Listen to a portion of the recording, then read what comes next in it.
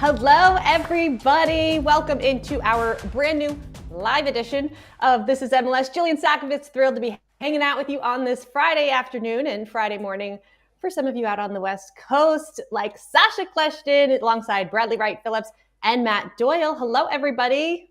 What's up, Jill?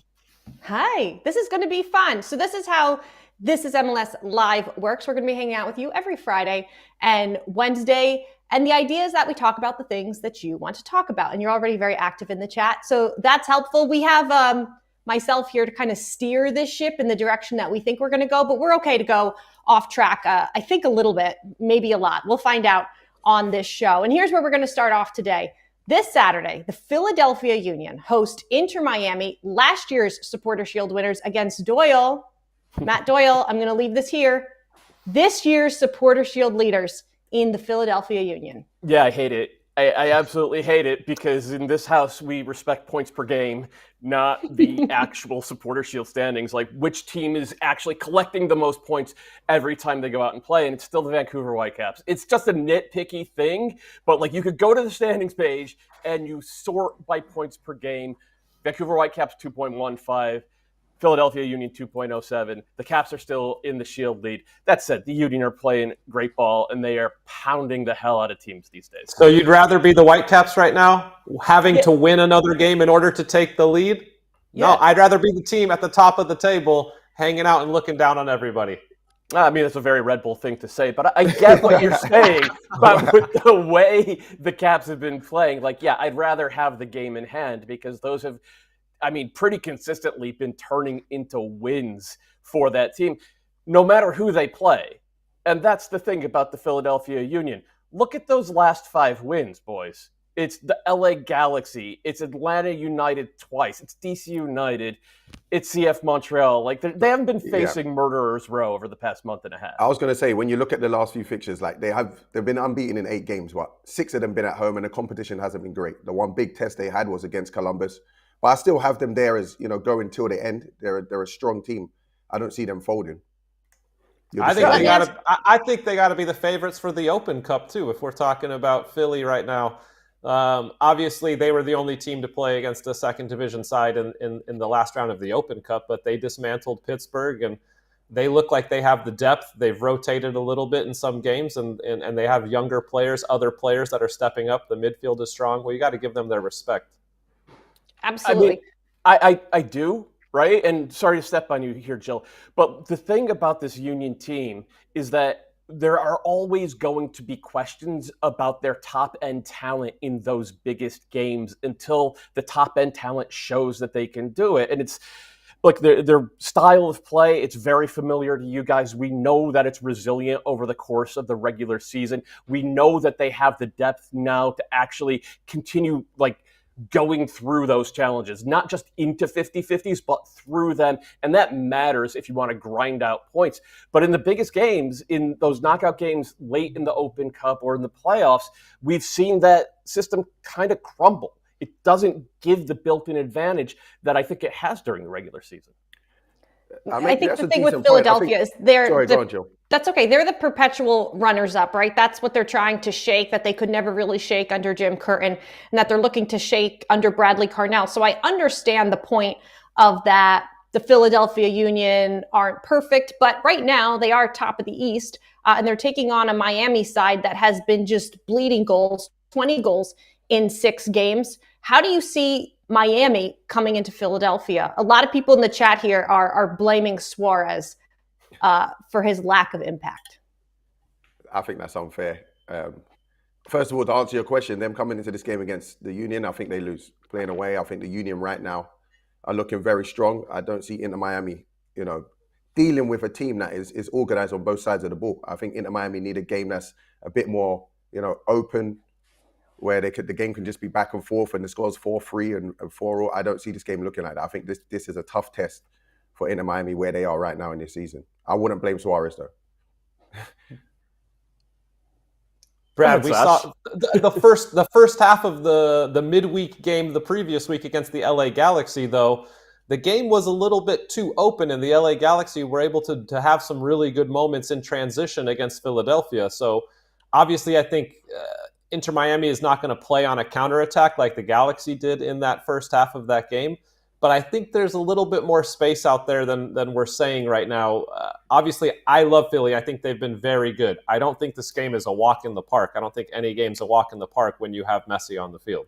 We saw it the last time these two teams played, right? And that was a 2-1 Miami win. And for 65 minutes, Miami was the only team on the field. They were getting on the ball, they were controlling the game through midfield and just pinning the Union back. And all that pressure that has made a difference against the Atlantas of the world and the LA Galaxies of the world, Miami didn't really feel that until the last 25 minutes of the game. To be fair, I think Ty Baribo could have actually gotten the Union a point in that one. But it was we saw the good that Miami can bring in that game. But it feels like a different team now. And I understand wanting to blame it on Suarez because he hasn't been productive up top.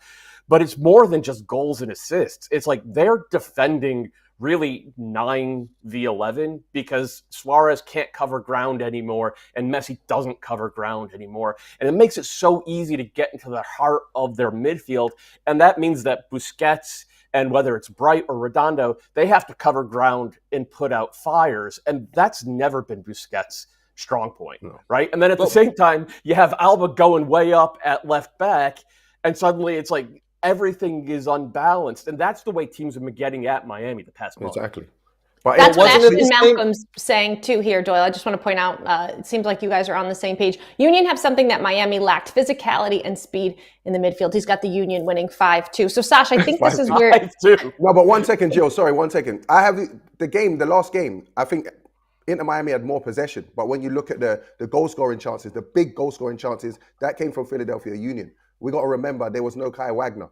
And I think Inter Miami done well because Messi, you know, he was sat, he came off the bench, he was rested. They had Taylor, they had legs. They had Fafa P. Colt played in that game. Kramashi, they had legs. I think when you're starting those big dogs away from home at Philadelphia, I see it being very tough for Inter Miami. So you think Messi should be a super sub at this point? I don't think that. I'm saying he was Is that what you're saying? I'm saying Brad? he should never. That's my goat. That's my goat. He should always be on the field. But when he does play, you lose some fight against a team like Philly. You need that. But wasn't this the same Inter Miami last year? Messi and Suarez didn't defend last year, and they still found ways to be the best regular season team of all time. Is it Might just have had that a better other coach. But teams have found ways to deal Might with have them. had a better coach. That's what I wanted to ask you. If what it's I'm not trying to Suarez, get it's to. not Messi, who are we blaming? Listen, I don't love the choices that Mascherano has made lately in starting lineups. I don't think he's ever settled on who are the right players to build around them. I don't think he's found the balance of what Brad has saying of having some runners. You have to have guys that work off the ball in possession also, not just guys who work defensively, guys who run in behind, because Suarez and Messi don't run in behind. Players like Fafa Picol, Allende, I think, has to be the guy who runs in behind a lot. They haven't found that balance yet at all. So this is what I'd love to ask you. Before the San Jose game, midweek last week, I talked to Javier Mascherano, and he said, hey, listen, it worked for us at the beginning of the year, and I'm not the type of guy to blow things up. I want to stay the course. Is that stubbornness, or is it time to now change the course, Sash? That's kind of the direction I feel like you're going in. Well, I appreciate that he's not trying to change the course because it was working. I think that shows your team confidence and stability. However, I think he has to admit that there has to be some little tweaks that have to change things. Otherwise, if you keep going down the same road and it's 5-6 weeks at a time and you're giving up tons of goals, you got to change something. It's not just going to magically turn back to the beginning of the season. We saw signs at the beginning of the season that the defense could be leaky, but their emergency defending at that point was really, really good.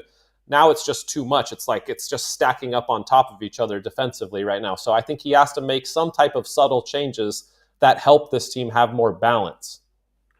I mean, in particular, go ahead, Brett. No, while I'm not giving Javier Mascherano an excuse, I think we have to remember, you know, forget the player, forget the name, how big he is, what he's done in his career. This is a very inexperienced coach. And I think we're seeing that now in this season. He's dealing with problems that he hasn't had to deal with. The star players are getting older, and this is where they are right now. I'm not saying they're bad. I'm not saying he's bad. We just got to remember that he's very inexperienced. There's another manager I want to... Hold on a sec, Jill. The star players getting older is that's the elephant in the room that nobody is really willing to talk about. But like these guys they're kind of one-dimensional players now compared to what they were even 18 months ago. And with Jordi Alba in particular, it's a gaping wound on that back line. He does not he was never a great defensive presence at left back, but he does not defend at all anymore, and he refuses to change what his game is. And if you look at over the past 6 weeks or so many of the goals that Miami are giving up are coming because he's just way upfield, right? And that causes the entire back line to have to shift. It causes those deep lying midfielders to have to cover more ground, which they can't really do that effectively because, again, Busquets is old as well. And then they lose control of the game with the ball when that happens. And if they're not controlling the game with the ball, they have to defend without it, and they've never been able to do that. So I think what Mascherano is trying to do is to sort of recreate what Argentina are around Messi, but Argentina around Messi is guys who just run, right? Yeah, they have Rodrigo de Paul. He's out there. He's a bodyguard, right? And he just goes 20 yards behind the Messi wherever he goes on the pitch. They're not playing like that in Miami because they don't have the personnel to do that. So it puts a lot on Mascherano's shoulders to try to figure this all out, especially because the guys that who have had among the greatest careers in the sports history, including Messi, who obviously is the greatest player of all time by a mile, they're not going to change. So it's all of these sort of square peg, round hole, and like irresistible force versus immovable object. And if you're the Philadelphia Union, you're looking at that left side of Miami's defense and saying, I'm going to drive a freaking bus through that 15 times on Saturday night. That's all incredibly fair, Doyle. Excellent point. I just want to point this out, maybe a little bit more of a wild point here. Sacha, you're getting a lot of love, including Miami needs Sacha in there to feed Messi, and a separate person saying Sacha should take over as Miami's coach. I think these could be Sacha Kljestan's burner accounts. That's my uncle. And Jamie, my wife's inside the house right now texting. Damn, I should have done that. I don't want that job. I don't want that. We've talked about Mascherano, but I want to talk about Philadelphia Union manager Bradley Carnell, and then we are going to move on to some other games. It's kind of like, watching your ex do really well. I'd love to know, how should St. Louis be feeling right now? 14th in the Western Conference, and they're seeing what Bradley Carnell's doing in Philadelphia. They should be sick to their stomach. Yeah. I said it back when Bradley Carnell was fired. I think we all did in the studio that was so premature. You finish first in the West, and then you have a bit of a down period, and after 9 games of bad results, you're let go. I thought that was totally unfair. I thought it was very short-sighted by St. Louis City. I think they're seeing now what a mistake it was to let him go. He is a good manager. The players love playing for him. And he's just a really good guy. He's a great leader of young men. And I think he's showing that in Philadelphia, that also tactically and the way he's got that midfield working, I think he's done a fantastic job. I mean, Lutz Pfannenstiel has made every single rookie GM mistake under the sun since that first great 3 months that St. Louis had. Changing the manager too quickly, changing radically to a different type of manager in John Hackworth and what terms of how he played versus Bradley Carnell, then changing again to Olaf Mellberg, who has a third play style in 3 different years for this team, undervaluing super draft picks, undervaluing and closing off the pathway from the academy, making signings based upon who the agent is instead of actually scouting from multiple leagues. And it's ended up with a mess of a roster, which is like every single mistake you could make as a rookie GM. And to see Bradley Carnell go and do this, and like he's in the coach of the year race with Philadelphia, who he's helped revitalize this year. Yeah, I think you put it right, Jill. It's got to be like seeing your ex trade up in the world. I can kind of relate to that at times back in my dating heyday. Let's move on to Charlotte taking on Columbus. The good news, guys, for Charlotte, there's not a lot of it right now. They are home this weekend, where they are 5-2-0. The bad news, Bradley, is this is a side that has now lost 5 in a row, and now they got to play host to your former side in the Crew. How concerned should the good Charlotte fans in this chat be about these 5 losses in a row? Yeah, I think it's very alarming now. But only a few weeks ago, we were talking about Charlotte. They were top of the league for a match day, and we're talking about how tough they are, how good their home form is. And now they've gone the complete opposite direction. I'm seeing a few problems. The back line haven't been good enough. I think there's a situation there with Tim Ream. I don't think he should be playing left back, or when he's left back caught on an island, it's very dangerous for him. It's very easy for teams to get chances against Charlotte. And then the attacking, trio or, 4, whatever you want to call it, whoever's playing, I don't think they're all on the same page at the same time. So one week you'll see, maybe Pep Biel playing out of his skin, and then Abada will pop up, and then it's Zaha, Adjaman getting 1 or 2 goals. They're not putting it all together. The one thing we knew Charlotte for as well was defending as a team, being difficult to break down. They're conceding goals too early into games, or they're conceding the first goal too early. Now, when you think about that team, just man for man, the players they have in midfield, once they're a goal down, they're not a team that can break you down or go and chase a game. They're a team that is built to frustrate the opposition, and then they get chances maybe in transition, and they're putting themselves in games that they're not in control of at the moment. It's tough times for them. Do you guys foresee Dean Smith changing his tactics at this point?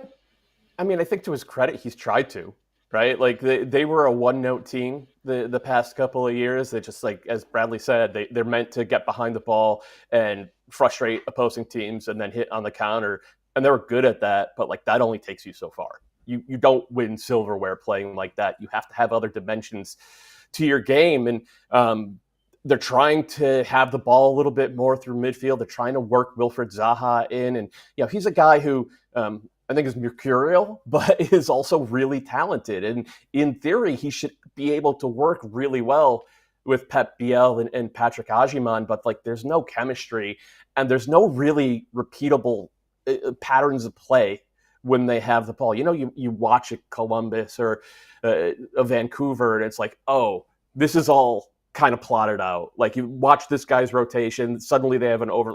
Like you don't see any of that with Charlotte. So I kind of feel like it's just a matter of time till they throw it all out and just go back to being a counterattacking team. And they'll probably make the playoffs again if they do that, but like they're not going to go anywhere with it. No, I think you're right. They just need to be a counterattacking team because, I mean, let's be honest, when they're in ball possession and they get into the final third, it's just Zaha standing out there waiting for the ball to his foot, and then he's got to take on two guys. There's no overlapping outside back. There's no creating a 3v2 or a 2v1 on the sidelines. There really just isn't any of that. It's just so static. He wants the ball to feet, and then he's whining and being a crybaby when things aren't going well. It's very frustrating to watch. I assume if you're a Charlotte fan, you haven't been pleased with what you've seen out of Wilfred Zaha yet. Then he has a moment of brilliance against Orlando where he scores a good goal from the top of the box, and you think, come on, wake up, get out of it, push yourself forward in this game. Stop worrying about the fans and the noise and the talk with the media and all this stuff. Play your game. And Snapchat. I mean, who still has Snapchat on their phone these days? I don't know. That's what I was going to say. I was like, you mentioned chemistry. Like, should more of them just all get on Snapchat to get on Zaha's level? But we have a number of disappointed Charlotte fans in here. So I think everybody wanting to see Zaha tick a little bit more and maybe stay off social media just for a little bit, even though I got to admit, I was here for the Zaha meltdown on Snapchat. Two Charlotte FC players recently called up to the U.S. men's national team in Team Ream and Patrick Agyemang. Then their opponent this weekend with the most MLS call-ups, Columbus, got Patrick Schulte, Mac Arfston, and Sean Zawadzki, all called up to the U.S. men's national team. But when it comes to Columbus, guys, you know who I want to talk about. And Bradley, we're going to start with you here. My favorite Hungarian, 29-year-old Daniel Gazdag, yet to score for Columbus since arriving from the Philadelphia Union 6 weeks ago. Right. What's the best way to shake that, Bradley? I know that's never happened to you, two-time Golden Boot winner, but what's the best way to shake it? It has happened to me, Joe, and it's happened to me at Columbus. I think it's very similar with the moves, you know, Gazdag from Philly and me from, you know, playing for another, it doesn't matter anyway. So Gazdag, I think, is used to playing in a team that is more direct, timing his runs, getting on the end of, you know, or being a third man run and getting on the end of crosses and just the final pass. I think at Columbus, the build-up is a little bit slower. You have to be a bit more smart. You have to think more. You have to maybe not go the first time with your run, maybe go the second time. I think he's just trying to catch up to how they play. And that's what we're seeing. We're not seeing a Gazdag that plays for Philly and it's just back and forth all the time and he's just getting chances at will. Here, he's got to find his feet. When you first get to a club, you need that first goal, no matter what it looks like. Just a tap in, anything, a penalty. That's why I'm surprised they didn't give him the penalty the other day. Just get him off the mark, and a player like him will build in confidence. But I mean, especially because he's a penalty merchant, right? No, but he's still a good player. He still has some nice finishes, Matt. You know, he does. He's still not. He does. Penalty. No, I mean, Brad, I agree with you, but he is finding those chances. I would actually be worried about Gazdag if he was lost. And like, there are some times in build-up where he's maybe not in the right spots, but like, he's getting good looks in the box. He's getting those one-touch finish looks. He's just got the yips. And I think a player of his quality, he's eventually going to start putting those away. Might not score 20 goals again, but like he's clearly going to be an asset. And it's just a matter of time until one of those goes away. And then, like you said, the floodgates open. Once you see the ball in the back of the net, I'm talking about it like I know. I've never scored a goal in my life. I've just heard it from geniuses like yourself, Brad. You're right. All right, but what about just the club and Wilfred Nancy? Like, I don't know, like starting Aliou in a derby game, right, for his first time, like, is he just so overconfident that he can just bring anybody in and put them into the lineup and the team is going to be fine? When we talk about top-end talent in the playoffs, does this team have enough top-end talent to make it far in the MLS Cup playoffs? Or are they just being so stubborn right now? Why haven't they gone out and found that number 9 that can come in and set this team to the next level? That's what I question the club right now. Yeah, that's a great question. You know what, Sash? I would say, especially with starting like Aliou in a big game, We saw Wilfred do this maybe a year or two ago, and he said it was, to get these guys used to playing in this system for when we do play bigger games later on in the season. So maybe he's thinking that way. But when it comes to you saying they need a big, I'm not sure if you did say that, maybe I'm just thinking for you. They do need a big star, though, a game changer, because I'm watching too many games where a Columbus team we're used to seeing dominate and wipe the floor with teams. They're not getting any separation. It's always 1-1. It's always nil. It's always very close. And I don't see them, winning any silverware if it's going to look like this all season. Yes, they're fun to watch, but they don't seem too dangerous. I would expect them to make another big signing this summer, because they do have the ability to open up a DP slot. In the meantime, look, I think you raised a really good point, Sacha, but wouldn't you have loved to play for a coach like Wilfried Nancy, who was like, you know what, no matter who we have on the field, we're going to go out there and we're going to have 65% of the ball, no matter who we're facing, and we're going to try to beat the hell out of everybody playing our style? Like, isn't that what every player actually wants? But here's something maybe a striker wouldn't love. Just let me get this quote, and then I think it'll add to your reaction, Sash. Nancy saying this morning, hey, Andrew Johnson pointing this out, for me, my focus is not about looking for a number 9. I want to be clear with that. This is not my focus. My focus is to be better with my team, to bring a player or a few players to help my team get better. Simple as that.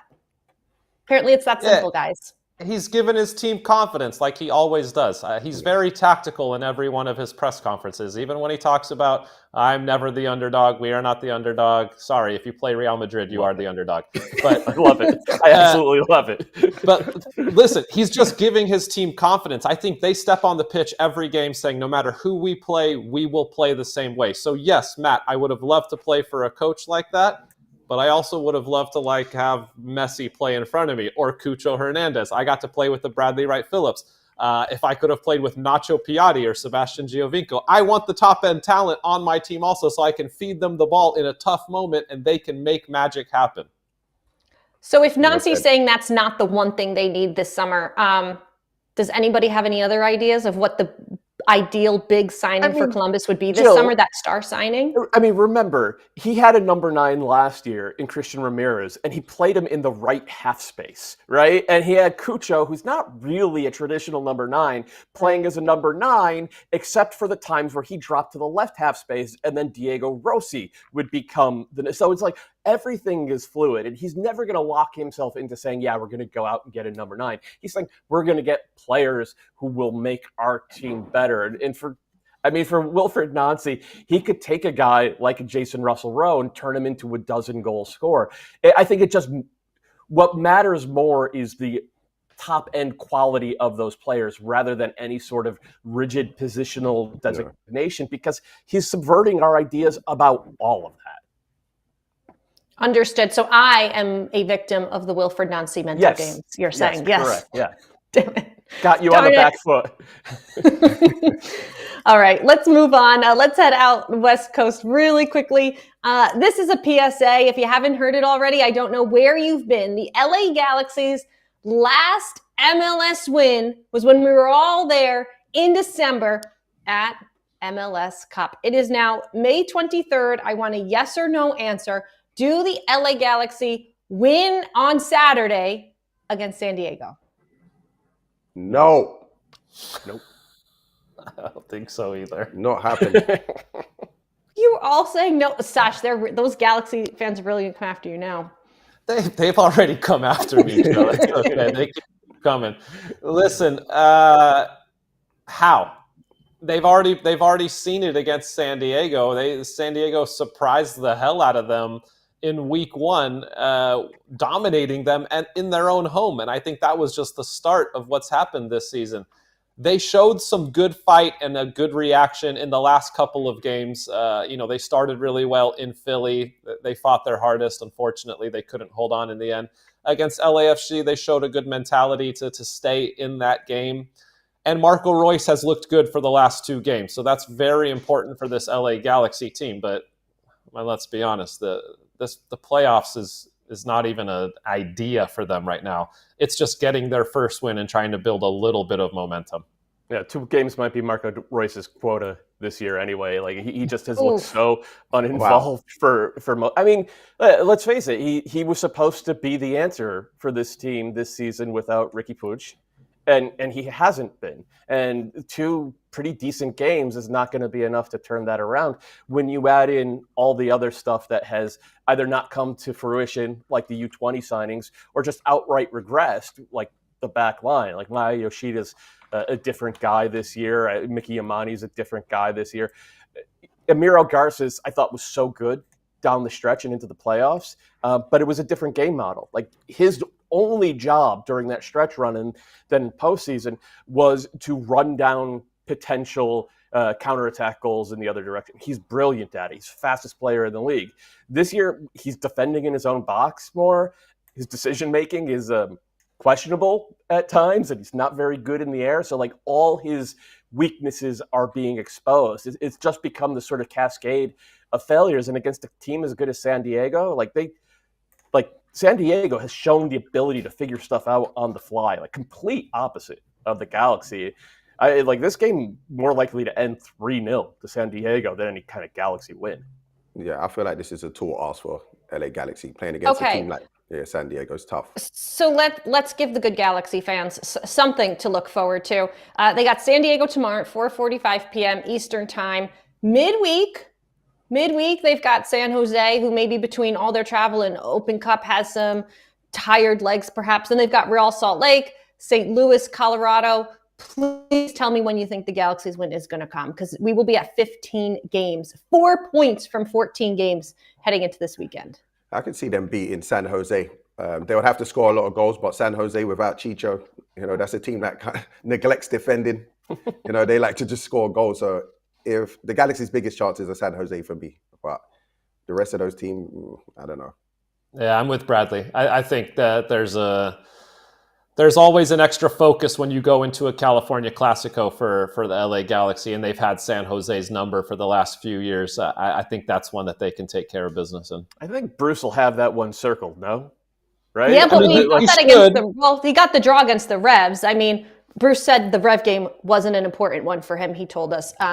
He's going to tell us that. He's not going to say that internally. And if you're a player on that team, you have to know that this one matters a lot to the guy who, he built a dynasty with the Galaxy, and now he's taken the neighbors up the road.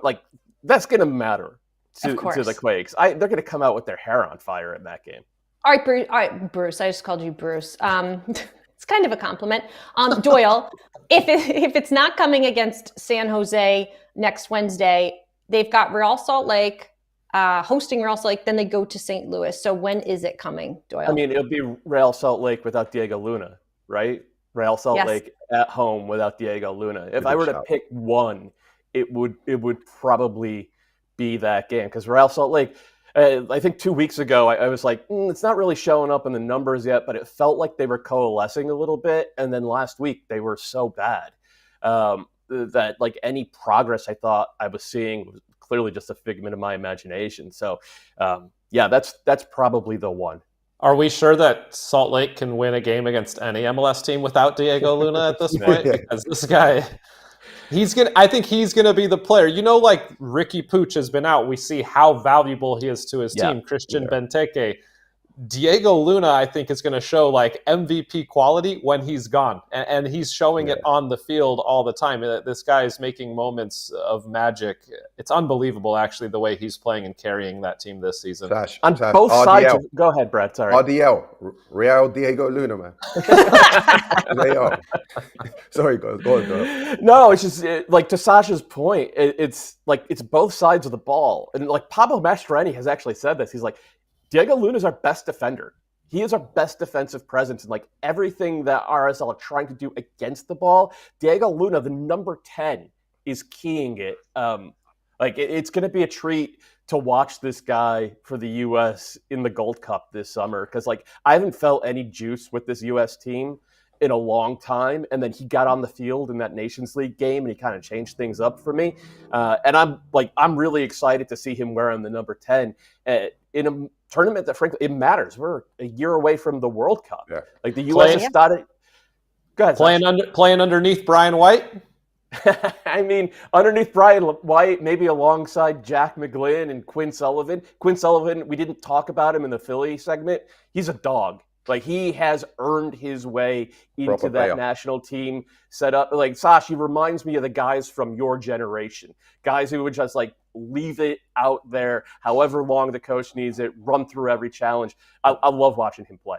You know, I have to ask this question, and I swear MLS, we're going to get back to MLS in 1 second, so don't get mad at me. But Sash, I want to come to you on this because we are talking national team. I've seen such mixed reactions. Are you okay with Christian Pulisic's response on sitting out?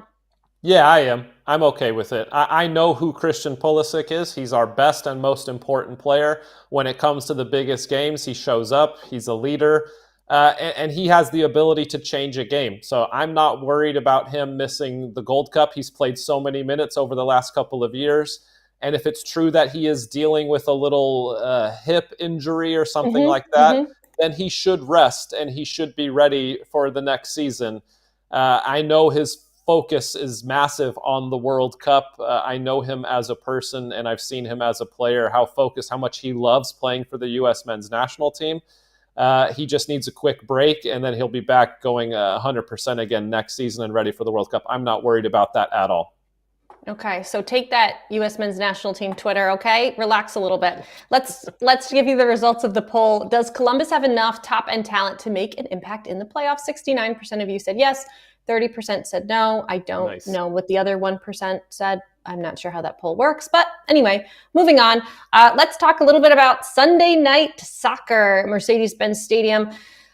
Oh, Atlanta United, second from the bottom. That's right. 14th place in the Eastern Conference, taking on second in the East, FC Cincinnati. Atlanta United, 11 points from 14 games. What can we say that hasn't been said yet about this team? I'll let Doyle go first. Oh, you put it all on me? How about Brad? We talk about them every Saturday. You want me to say it? Their coach already said it. They're soft. They're mashed potatoes. They are weak. It is obvious to see that in both boxes, they are not killers right now. They're fragile. They have no confidence. I don't know if they believe what the coach is telling them. It is dismal. It's not fun to watch them play.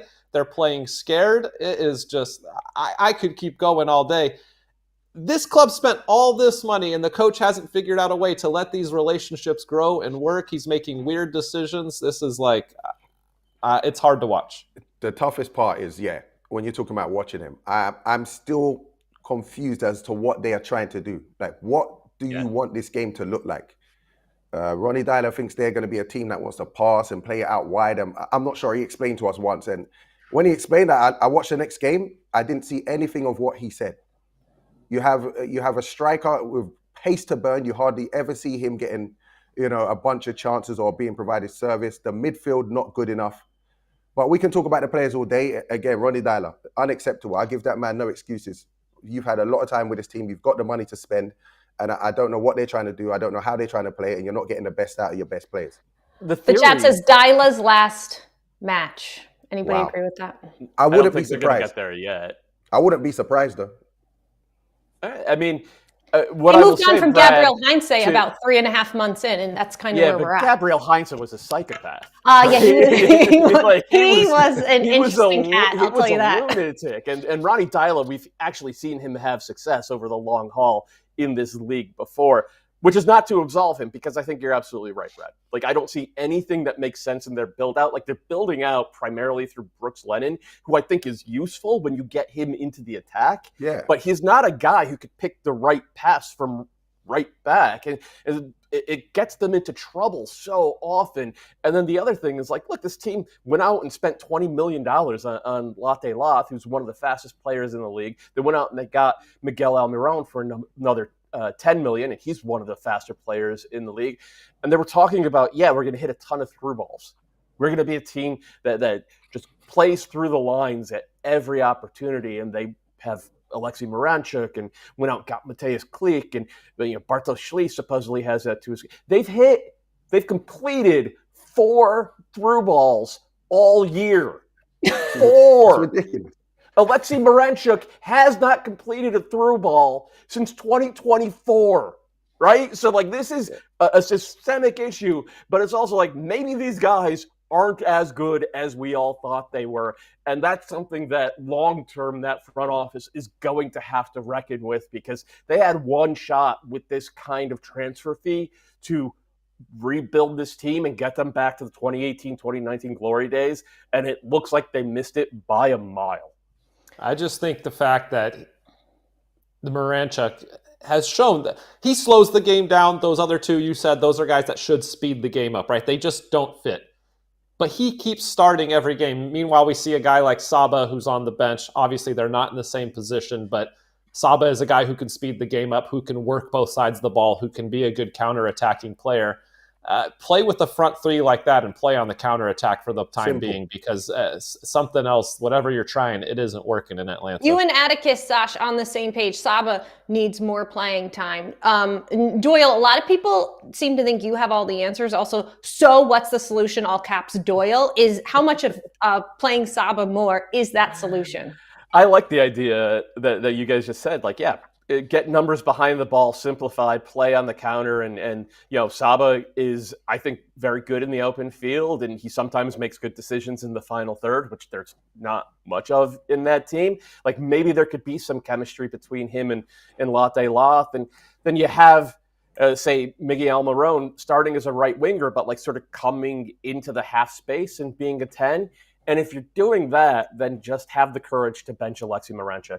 It hasn't worked. Get guys who are a little more industrious in that central midfield, guys who can win the ball. And then culturally, I do think they need a reassessment, because it reminds me of the Galaxy in that they have access to this huge pipeline of talent. And, Atlanta isn't Southern California in the amount of talent that comes out, but like there's a lot of good players who come from that area, and they almost never work their way into significant roles with the first team. And that's just inexplicable to me, especially when you look at teams like Columbus or Vancouver, who don't have the same sort of talent base, yet always seem to find a way to get answers from the academy and from the second team. So I do think they need a larger cultural assessment on top of the more granular sort of tactical assessment of what's going wrong this season.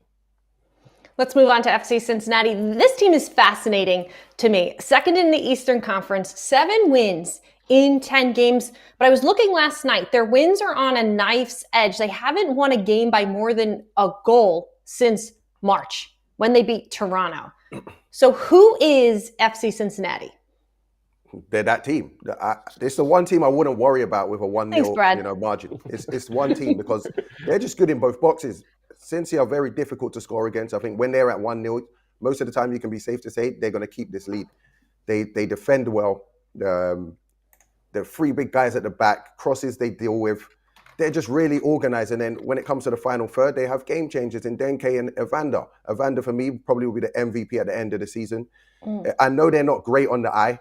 Even a few weeks ago, we look at the table and they're like, wait, 1 minute, Cincy are like 3 points off the top, because you don't see them. But it's just business as normal. You're not going to go there. You're not going to bully them. They're going to be in every game, and then they have people that can win the game for them. Yeah, is that sustainable though for the to make a long playoff run to kind of be winning these games?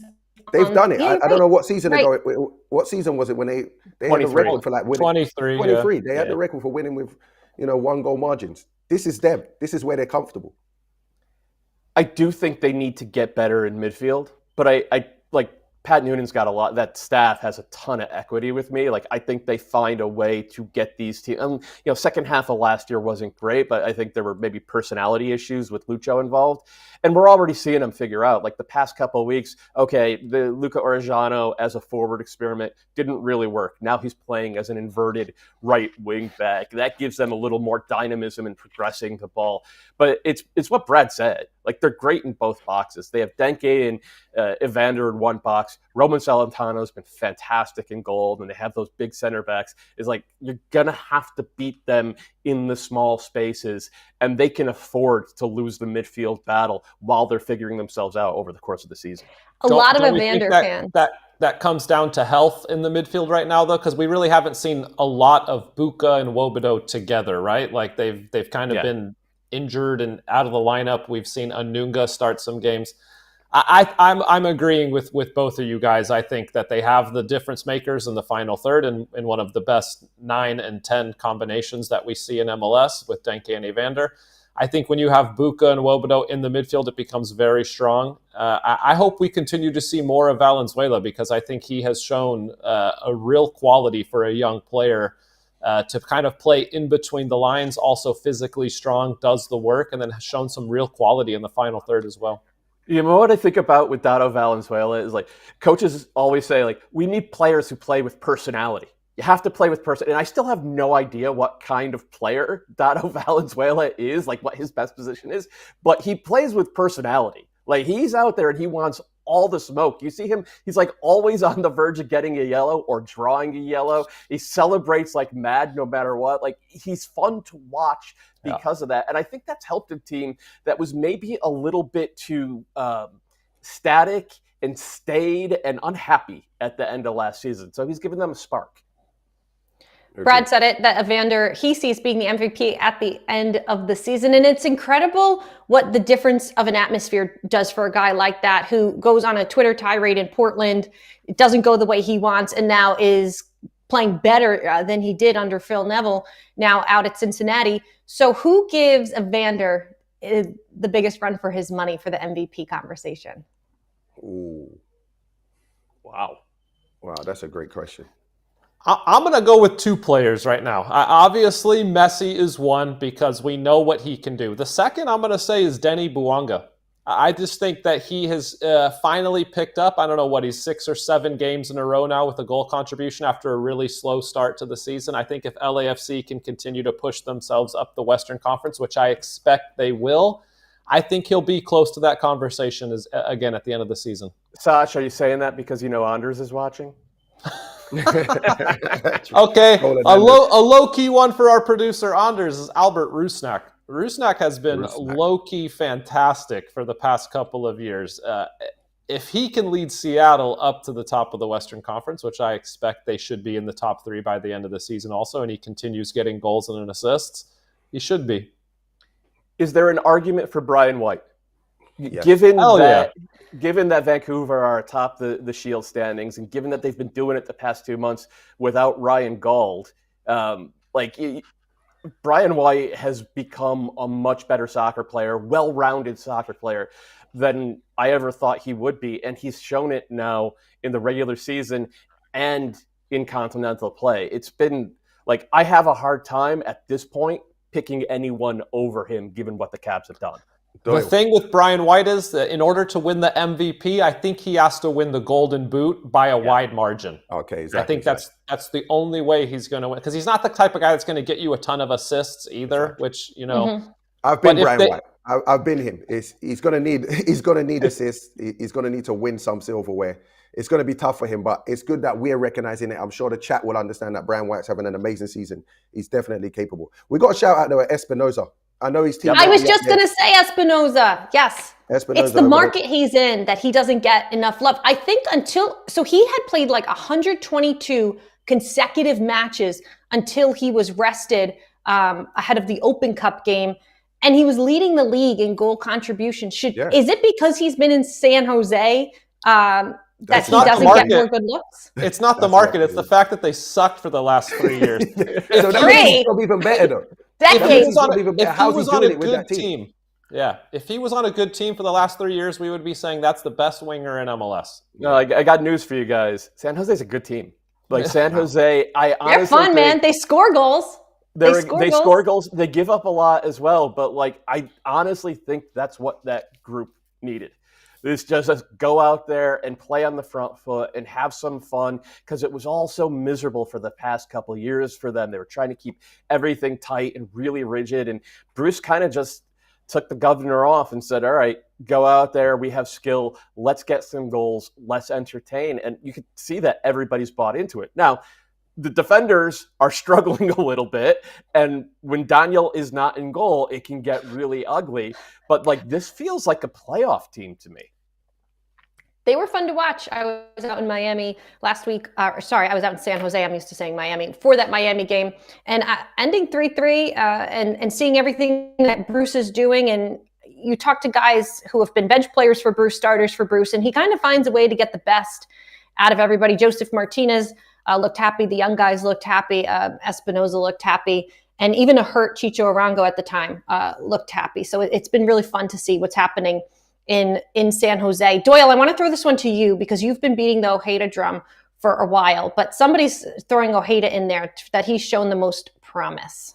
I mean, he's been really good lately, but also he's been in and out of the lineup a little bit. So it's tough to say that he'll be in the MVP race, but like something has snapped into place for Orlando over the past 3-4 weeks.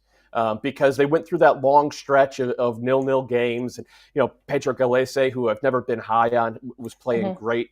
And he was getting them points while they were trying to, it was all one or the other. Like, it's all gas, no brakes, or all brakes, no gas for this team. They couldn't figure out how to have any balance. And they've sort of figured that out over the past 3 weeks to transition from possession to attack, or to go from outright attack to having good shape in your rest defense so you don't automatically get gashed counterattack the other way. And Ojeda's been a big part of that because he's been turning those moments of possession, and this is what he's best at, turning those moments of possession into attacking penetration. And when you do that a lot, eventually, if you're surrounded by talent like he is, the goals are going to start to come. Hot take from... Yeah, go ahead, Sash. Just such a small detail about Ojeda that is so interesting because he's left-footed, and he often likes to operate in the left half space and go down the left wing almost and whip balls across. Very old school. Most other I'm right-footed. I love to operate in that left half space so I could come inside on my right foot and see more of the field. And a lot of players are like that. We'll often see left-footed players like playing on the right side so they can come inside, hit those curling shots. No, we just see him from the left side blast the ball across the box. This is what I was going to say, Sash. Because he's shot so hard, it doesn't matter if he's cutting in or not. He's just smacking it on target. And he does a really good job of running off the ball for a number 10. He's a little bit less of the connecting and passing through balls and being more of a willing guy to create space and make his own space by running off the ball. He's very fun to watch.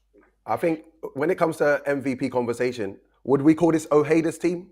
Or is it Muriel's, or is it Pachalic's That's the thing. It's a great question. He has to get to that. He has to get to that to where we're calling it Ojeda's team, and I think he'll be in those conversations. I mean, Matt, he was out of the lineup for 3-4 weeks, That's right? what I mean.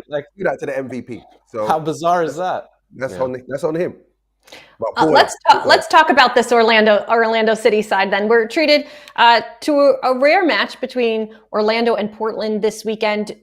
Two teams now that can solely focus on MLS, both bounced from US Open Cup midweek. Until their midweek loss, Orlando City, and I triple checked this, was 12 unbeaten in all competitions. Granted, there was a lot of draws in there. But Doyle, where do you rank them when it comes to playoff contenders this season?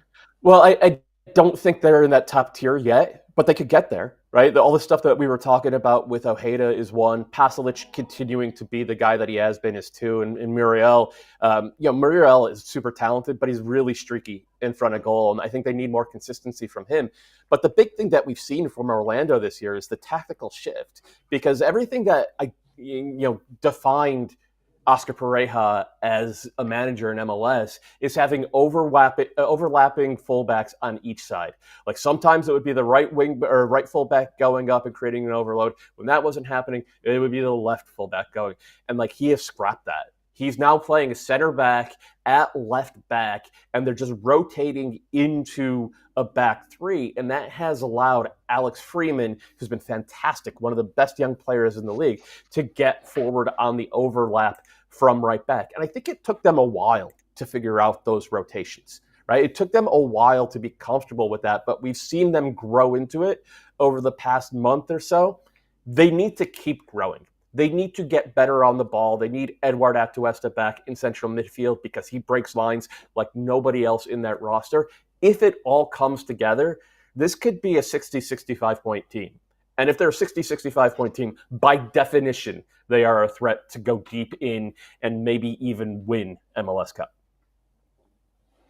Who has the better attack, Orlando or Portland? That's a great question. I'm going to say Orlando right now. I think Portland have been unbelievable. Anthony has been exceptional, taking over that role what Evander had last year to be the man of that team that makes things happen. But I'm gonna say Orlando, and because Rodriguez, he can't get a start right now. I'm not sure what his injury is. I think if you have Rodriguez, you have Anthony, you have Mora, Moreno. These guys as a four, they're very good, but I haven't seen them all together this season. And Portland for me, just fall off of that a little bit. I think it's Orlando. I think with Ojeda, Muriel, the depth that Orlando have, you have Enrique on the bench that doesn't play. I'm a big fan of him. He just got his first goal last weekend. Duncan Maguire isn't getting a look in. I just think there's a lot more dangerous players in the Orlando attacking. Both teams have a lot of depth in the attacking spaces, for sure. What's been interesting to watch in Portland is that Phil Neville, I don't think, has decided or is trying to decide who is his number one striker and where does that fit in. We've seen Kevin Kelsey start some games. We've seen Felipe Mora. I think Mora is the best player and the best option up front, but they're trying to get reps for Kelsey to see where he's going to be towards the end of the season. But Moreno is a fantastic player. I think David Da Costa has surprised me a bit with how quickly he's gelled with some of these players and the flair that they have and the way that they play. I don't know. Portland might have a better shout here. Sash, which team would you rather play on? Ooh, I mean, I did the Orlando thing. I mean, did you though? You know what? I'll tell you for real. I would love to play for Portland. Do you know why? Because Phil Neville would say I'm the best 10 in the league. He would. Yes, he would. And he's never said that before about anybody else. I'd love to ask you a little bit, because we talked about Javier Mascherano and that, he's figuring it out as a manager. Well, the last manager over at Miami was Phil Neville. Prior to that, managing England's women's national team. How have you seen Phil Neville evolve as a manager now in Portland? I've seen growth. I've seen a lot of growth. There was a year or two ago, we were talking about Phil Neville being on the hot seat, and rightly so. Couldn't get his team playing. I wasn't sure. Again, it looked like Rolly Dyler's Atlanta. I wasn't sure what they were trying to do. They conceded too easy. I think over the last year and a half, maybe he's got his team to where they've been conceding goals, but you can see he's focused a little bit more on the defensive side. They've always had that attack. That attack has been dangerous, especially when they had Evander. But, you could never rely on them to go deep in the playoffs because they didn't defend well. I like the addition of Finn Sermon. Phil Neville says he's the best young defender, I think, in the in the league as well now. But in the there world, just seems to be a lot more balance. There seems to be a lot more balance about Portland. And I think Phil Neville's a great example of what you get with a bit of time. He could have easily been shipped off, and we say that he was one of the worst managers in MLS. He's had a bit of time, and we start to see what he's trying to do now. We should count it, though. Finn Sherman's the best young center back in the league. David Da Costa is the best number 10 in the league. David Ashala is the best central midfielder in the league, bar none. This team should got the best team in the league. This team should already be on 70 points. Yeah. What I like about Phil Neville, though, is I think he recognized and said it publicly that last season defensively they were awful, right? And so what did he do? He went out and found one of the better defensive coaches in MLS in Gary Smith and got him to come help him out a bit, right? And be a bit of an advisor for him throughout the preseason and try to help this team become more solid defensively, and it has helped them. So a little bit of humble from Phil Neville, and I like that. All right. Shout out James Pantemis, by the way. He's been fantastic. He's been great too. Yeah, it's been good. All right. Lots of shout outs in this one. Orlando and Portland also kicking off this weekend. I touched on it a little with our quick little Christian Pulisic chat, but since this show last aired on Wednesday, Mauricio Pochettino's 27-man roster for the U.S. men's national team was announced. So we've got 5 minutes here before we let the people that are watching get back to work or whatever it is that you have to do today. So I want kind of your rapid fire reactions, and we can take this anywhere you want when you look at the goalkeepers, the defenders, midfielders, attackers to that list that was released during the week. I got a hot take. Let's go. My favorite selection and a player getting his first call-up and will be the starting right back at the World Cup next summer is Alex Freeman. Facts. Yeah. If you support Orlando, don't get used to watching him too often. He's gone soon. Yeah. I was so excited to see that he got the call-up. It's fully deserved. We see him making these bombing runs up the field on the right side. He joins the attack so well. Great timing, physical presence. He's strong, he's fast, but he's so good on the ball too. We see some really clever passes into midfield. We even see him tucking inside to getting on the ball into midfield positions in the build-up as well. He has been so fun to watch. I'm excited to see how he can carry that into the national team, what his confidence will be like this summer. He's a right back. He gets 2 chances a game. He's getting more chances than I was getting. At my best form. He's ridiculous. Sash, you remember the play on the weekend when he just gave Jordi Alba 4 yards or something and just blew by him? I know Jordi Alba's getting old, but that's Jordi Alba. I've seen him outrun players weekly. Freeman is an animal playing great football. I'm glad, obviously not from the US, but I'm glad he's getting a call up because that one needed to happen. And the interesting thing, like I was talking about the tactical shift that Oscar Pareja has used this year to get the right back higher than the left back and give Freeman the chance to overlap to his heart's content. That's actually really similar to how Mauricio Pochettino has sort of deployed the U.S. national team's back four. Like, yeah, it's a 4-2-3-1, but only one of the wing backs or one of the fullbacks goes. Right, one of the other ones slides inside and becomes a center back in a back three when the U.S. are on the ball. So it should be a very sort of intuitive sort of step up for Alex Freeman into the national team picture. I'm excited about him. Obviously, we're all excited about Diego Luna. The most important position to me is still center back. We're a year out from the World Cup. I have no idea who the center back should be next summer. I still think Miles Robinson is the most talented all-around center back in the pool. I'm hoping that he has a big summer and cements his spot as a starter because I think he brings something on both sides of the ball that nobody else in that pool has been able to bring. A couple people here calling for, and I know people get really crazy about the goalkeepers, but a couple people here calling for Matt Freese. What are our thoughts on that? I don't think that's crazy. I don't think it's crazy. Over Matt Turner? Last season. Matt Turner doesn't play soccer, man. He don't play football anymore, Matt Turner. I don't see him play football. Yeah. It's got to be a goalkeeper playing regularly. That's the one position you cannot make any mistakes with. So if Matt Turner leaves Crystal Palace now, where should he go? Any place he'll play. I don't care where. Like any place where he's going to be out there 90 minutes every week. And that's what Matt Freese is doing. He's out there, and Patrick Schulte as well, and Zach Steffen. Like Zach Steffen came back, had a tough year last year, but he got 90 minutes every week, and now he's been one of the best goalkeepers in the league this year because he's getting those reps again. Like that's the path for Matt Turner. Yeah, that's a great point. And there's one person in here who's been calling a lot for Brad Stuver and a lot for Austin FC. Apparently we didn't talk at all about them in this show. So before we say goodbye, can somebody jump in and just give an Austin fan something to be happy about? I wouldn't have hated to see Owen Wolff on this roster, but maybe next time. Yeah, he's been good. He's got to keep going.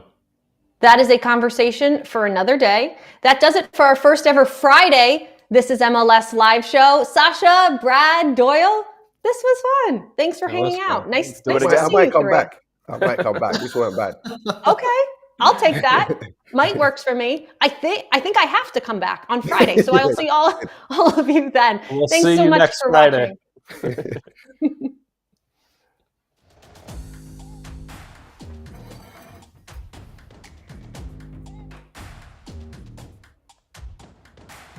Good stuff, guys. Yeah, that was good. That was fun, guys. Yeah. That's an